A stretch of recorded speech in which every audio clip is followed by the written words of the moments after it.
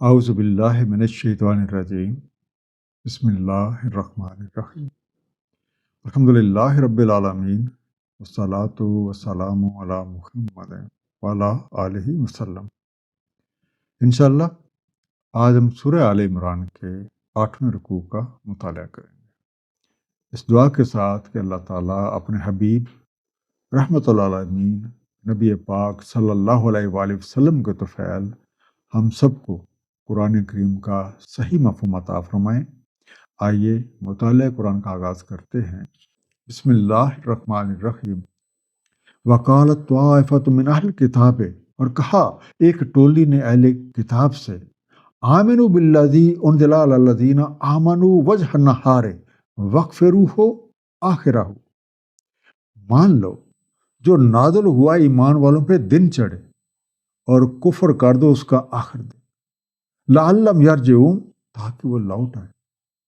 وجہ النہار، دن کے اول حصہ، ارلی پارٹ، کہہ سکتے ہیں بگننگ آف دی ڈے۔ اہل کتاب کی اہل ایمان کو ان کے دین سے برگشتہ کرنے کی ایک چال یہ بھی تھی کہ کچھ لوگ منافقانہ طور پہ صبح کے وقت ایمان لے آئیں اور یہ کہہ لیں کہ پچھلے پیر جو اس سے اگلے پیر جو ہے اس کا انکار کر دیں، کہ ہو سکتا ہے انہوں کو دیکھ کے باقی اہل ایمان ہیں جو نئے نئے مسلمان ہوئے ہیں وہ شک و شبے میں پڑ جائیں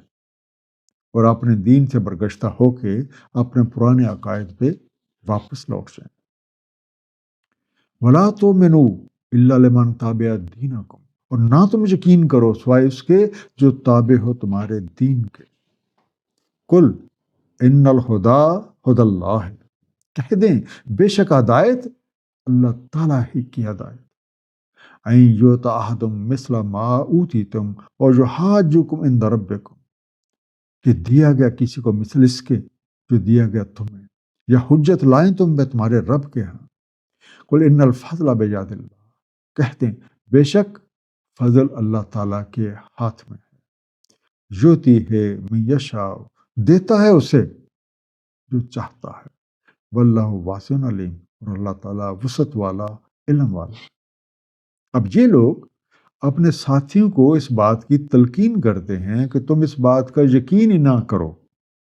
کہ کوئی تم جیسی کوئی چیز بھی دیا گیا ہے،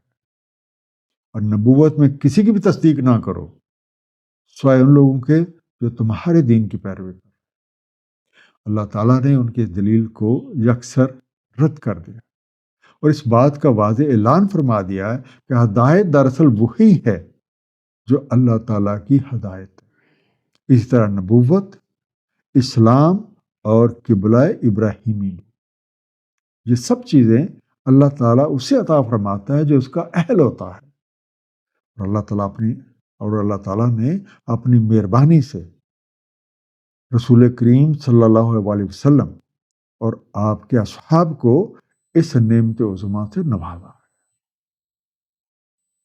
یختص برحمتہ من یشاء، مختص فرما دیتا اپنے رحمت سے جو چاہے، واللہ ذو الفضل العظیم، اور اللہ تعالیٰ فضل عظیم والا ہے۔ یختص، خاص کرتا ہے، خصوصی قرار دیتا ہے، میکس ایکسکلوسیو۔ اب اللہ تعالیٰ کو بہتر کہ کون اس کے رحمت اور فضل کا حقدار ہے۔ ومن اہل الکتاب من تامنہ بقنطار یؤدہ الیک، اور اہل کتاب میں سے کوئی وہ ہے کہ اگر تم امانت رکھو اس کے پاس ڈھیروں ڈھیر تو ادا کر دیتا ہے تمہیں۔ ومنہم من تامنہ بدینار لا یؤدہ الیک الا ما دمت علیہ قائما، اور ان میں سے کوئی وہ ہے کہ اگر تم امانت رکھو اس کے پاس ایک دینار نہ ادا کرے تمہیں الا یہ کہ تم مسلسل رہو اس کے سر پہ کھڑے۔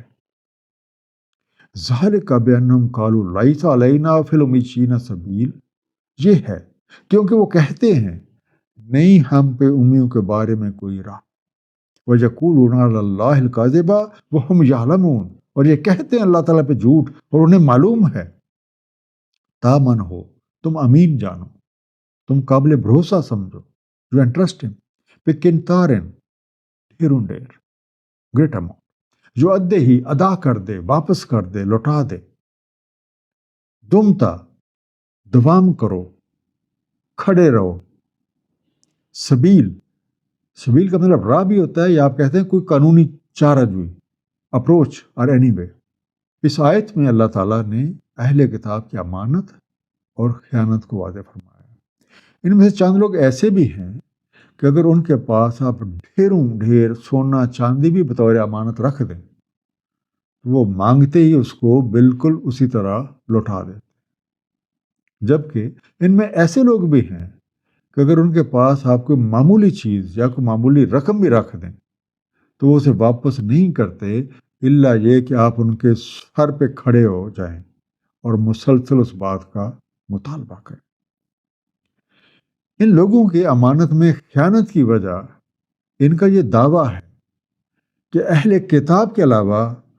دوسروں کا مال کھا جانے میں ان پہ کوئی پکڑ یا کوئی پوچھ نہیں ہے، حالانکہ یہ لوگ جانتے ہیں کہ ان کا یہ دعویٰ جھوٹا ہے۔ بھلا من اوفا بعہدہ واتقی، کیوں نہیں، جو کوئی وفا کرے اپنا عہد اور محتاط رہے، فإن اللہ یحب المتقین، بے شک اللہ تعالیٰ حب رکھتا ہے متقین کی۔ اوفا، پورا کرے، پوری طرح نبھائے۔ قانون ربی یہ ہے کہ جو کوئی بھی اللہ تعالیٰ سے کیے ہوئے وعدے اور اللہ کے بندوں سے کیے وعدوں کو پورا کرتے ہیں اور خیانت کرنے اور عہد توڑنے سے احتراز برتتے ہیں، اللہ تعالیٰ ایسے اعلیٰ کردار لوگوں کو محبوب رکھتے ہیں۔ سورہ فتح آیت نمبر 10 میں عہد کے بارے میں ارشاد ہے، تو جو کوئی عہد توڑے تو اس کا عہد توڑنا اسی پہ، اور جو کوئی وفا کرے جس کا عہد کیا اس نے اللہ تعالیٰ سے، تو وہ دیتا ہے اسے ایک اجر عظیم۔ ان الذین یشترون بعہد اللہ وایمانہم ثمنا قلیلا، بے شک جو بیچ ڈالتے ہیں اللہ تعالیٰ کے عہد کو اور اپنی قسموں کو قیمت قلیل پر، اولئک لا خلاق لہم فی الآخرۃ ولا یکلمہم اللہ، یہی ہیں، نہیں ہے کچھ ایسا ان کے لیے آخرت میں، اور نہ کلام فرمائے گا ان سے اللہ تعالیٰ، ولا ینظر الیہم یوم القیامۃ ولا یزکیہم، اور نہ نظر ڈالے گا ان کی طرف یوم القیامہ کو، اور نہ تزکیہ فرمائے گا ان کا، وَلَهُمْ عَذَابٌ علیم، اور ان کے لیے ناک عذاب ہے۔ ایمانہم، اپنی قسمیں، دیر اوتھس، خلاق، حصہ، انگلش میں آپ سے کہیں گے سٹیک۔ عہد شکن لوگوں کا نزدیک اللہ تعالیٰ سے کیے ہوئے عہد اور نبیوں سے کھائی جانے والے قسموں کو توڑنے کا مقصد محض دنیاوی فائدہ ہے، تو ان لوگوں کے لیے آخرت میں کچھ نہیں، اور نہ اللہ تعالیٰ ان سے کلام فرمائے گا، نہ ان کا تزکیہ فرمائے گا، اور انہیں ایک المناک عذاب سہنا پڑے گا۔ وَإِنَّ مِنْهُمْ لَفَرِيقًا يَلْوُونَ أَلْسِنَتَهُمْ بِالْكِتَابِ، اور بے شک ان میں سے ایک فریق مروڑتے ہیں اپنی زبانوں کو کتاب میں، لِتَحْسَبُوهُ مِنَ الْكِتَابِ وَمَا هُوَ مِنَ الْكِتَابِ، تاکہ تم حساب لگاؤ کہ وہ کتاب سے ہے اور نہیں ہے وہ کتاب سے۔ وَيَقُولُونَ هُوَ مِنْ عِنْدِ اللَّهِ وَمَا هُوَ مِنْ عِنْدِ اللَّهِ، اور کہتے ہیں کہ یہ عند اللہ ہے اور نہیں ہے وہ عند اللہ۔ وَيَقُولُونَ عَلَى اللَّهِ الْكَذِبَ وَهُمْ يَعْلَمُونَ، اور کہتے ہیں اللہ تعالیٰ پہ جھوٹ اور انہیں معلوم ہے۔ یلوون، بل دے کے دورہ کرتے ہیں، تروڑ مروڑ دیتے ہیں، پیش دیتے ہیں، دے ڈسٹارٹ،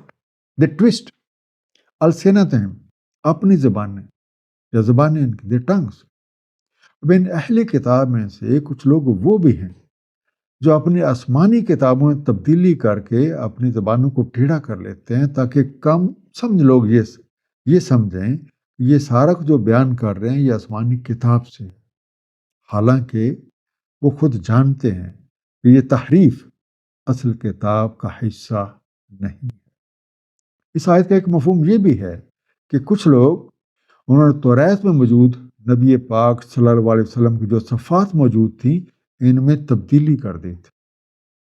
اور لوگوں کو یہ تاثر دیتے تھے کہ ان کی کتابوں میں کوئی ایسی چیز موجود ہی نہیں ہے۔ ما کان لبشر ان یؤتیہ اللہ الکتاب والحکم والنبوہ، نہیں ہے کسی بشر کے لیے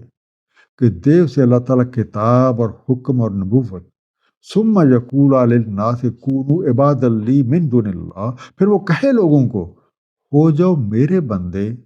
بجائے اللہ تعالیٰ کے، ولیکن کونوا ربانیین بما کنتم تعلمون الکتاب، لیکن ہو جاؤ رب والے کیونکہ تم تعلیم کرتے ہو الکتاب، وبما کنتم تدرسون، اور کیونکہ تم تدریس کرتے ہو، ربانیین ربانی رب والے، ورشپرز آف لاٹ، تعلمون سکھاتے ہو، یو ٹیچ امپارٹ نالج، تدرسون درس دینا،